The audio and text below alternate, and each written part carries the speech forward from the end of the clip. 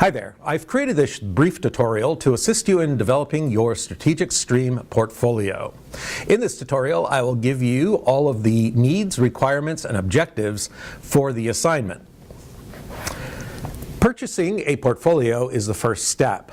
8.5 by 11, either portrait or landscape, are your best choices in the strategic stream. There are several advantages to the format. It all depends on your personal need.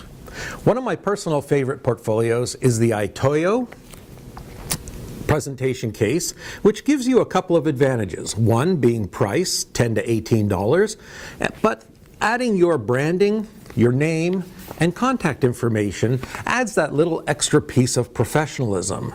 It allows you also to showcase the little extras that you know. This portfolio will also be able to contain all of your campaigns, all of your information as required. When you are setting up your portfolio, it is essential that you give consideration to each of the sections. I will take you from page to page, start to finish.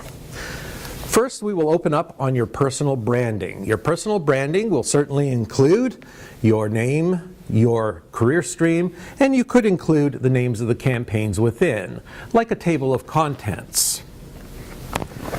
We then go into each section or each campaign within your book, and we will always start on the left-hand side with your objectives page. This will give us a description of the assignment, what the challenges were, and ultimately the objectives that you answered. Name of the campaign, and since we work with many agency partners, naming the agency you presented to would be done on this page as well. In this case, the student has also included winning campaign, which again their group was the one selected by the agency as the winning campaign. The title page is also a very good place to include the name of your collaborators on the team. There are several options on how to do this, but putting it on the title page does not distract from any of the other work. After we've gone through this, we then get to the actual campaign work. On the left-hand side, we will have the strategy. Here we will use various headings that we would use in a traditional strategy, everything from the communication objectives to a little brief history to the demographics, SWOT analysis, any type of AOIs, any type of vals, we would place it here. On the right-hand page, we would include the creative recommendations from that strategy. This student included their collaborators underneath each of the ads. It is also recommended that you identify what media vehicles these ads may be. Not all media will look the same. You also then go on to your next campaign, same thinking, left-hand page for the strategy, right-hand page for naming the client. In this case here, the student has included a pie chart. So again, if you can include any forms of graphics that help, again, show your skill sets, highly recommended. Creative recommendations on the right.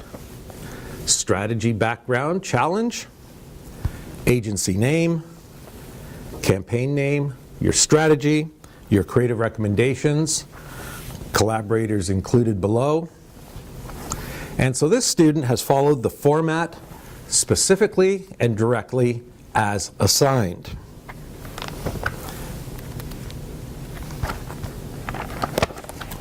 Again, left, right, and this is followed through your entire portfolio. We finally then arrive to our About Me page. This is an opportunity to tell a little story about your journey, how you got into advertising, why you're pursuing advertising, anything that you think would make value to your applying to the job or sitting down with somebody. Of course, the benefit is primarily in the PDF version of your portfolio, but certainly having it in your hard copy allows for a conversation and a reread or a read with you, so maybe you can answer some direct questions.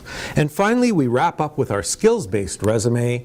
Once again, this is the opportunity for you to showcase the various clients you have worked on at Seneca, the various industry partners.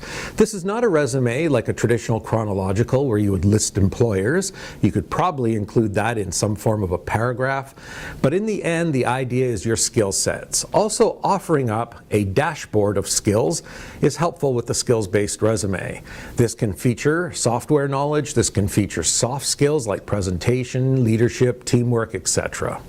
And of course, please make sure you include contact information. The portfolios that I have demonstrated with are what are called fixed page portfolios, meaning that the number of pages in the portfolio cannot be changed. And if that is the case in the portfolio you have purchased, once you have arrived at the end, simply add blank pages, remove the black or the gray pages, and in the end, you will have a great looking presentation. Alternatively, there are ring binder style portfolios, and just as the name suggests, they are a binder. All of the pages can be added, removed, so you have no excess pages at the end. Well, I hope this tutorial gave you a good insight as to what's required for the project, and I look forward to seeing you at Portfolio Review. Good luck. If you have any questions, feel free to give me an email. I'll try and help you out as best I can.